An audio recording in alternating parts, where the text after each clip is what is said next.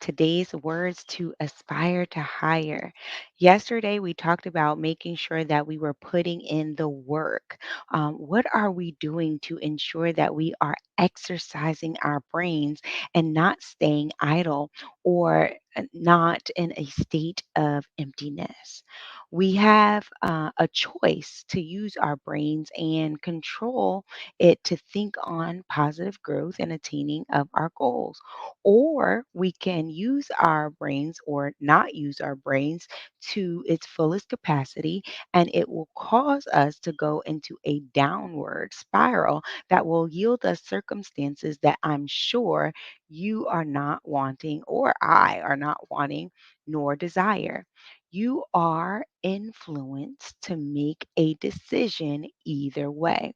And so we say, why is this so? Why is this important as we talk about mindset? Well, essentially because we have free will. And so due to our free will, we have the ability to focus or fix our minds on whatever it is we desire. We even have the ability to create our own plan on how we want to attain what it is that we desire. And I'll add in here a little caveat, whether or not those plans always work out in the way that we want them to, that's a whole nother conversation for another time. So we'll save that to the side. But the point here is that one, you have the ability to make a choice. So we do have a choice. Number two is you can fix your mind on negative or positive thoughts. Which one are you going to choose? And three, in the fixation, you can create a pathway to get to your desired end result. So depending on what thing it is that you choose, you must realize that it is often our negative thinking or our focuses, if they're not in alignment with what we really want, then we're not going to get what we want, right? In fact, what I'll say here is that it is our negative thoughts and focus that keep us stuck. We become idle and our minds are empty.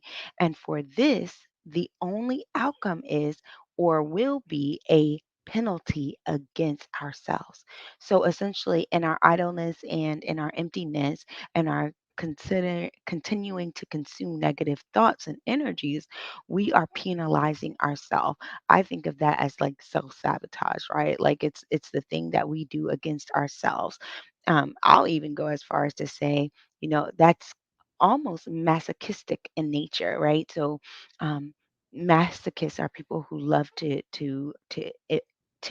take on pain, right? To hurt themselves. They like the feeling of taking on pain. Um, but as we move on, there is a saying: success attracts more success, while failure attracts more failure. There is a cycle that we can become stuck in if we are not careful.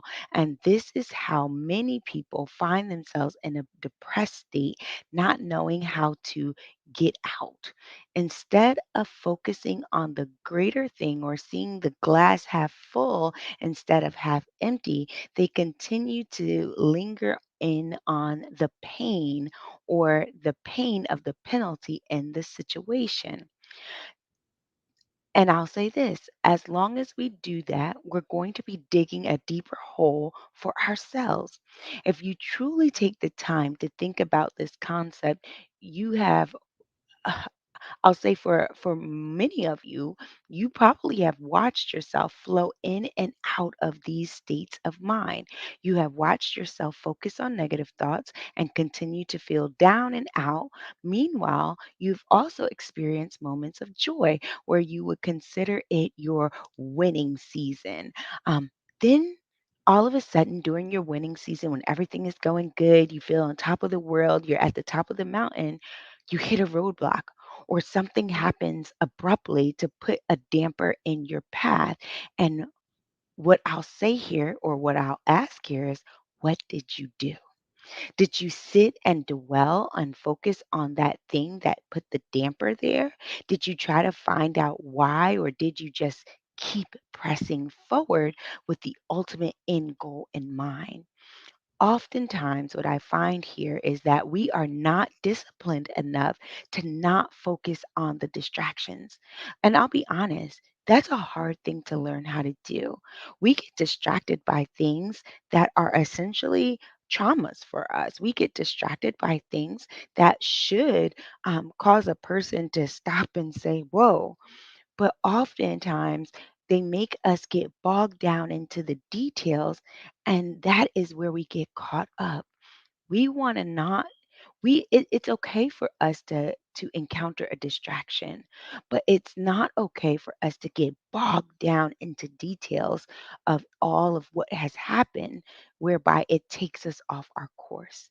We have to recognize that we do have control over where our mind goes and how we think. Are you choosing the positive or are you dwelling on the negative?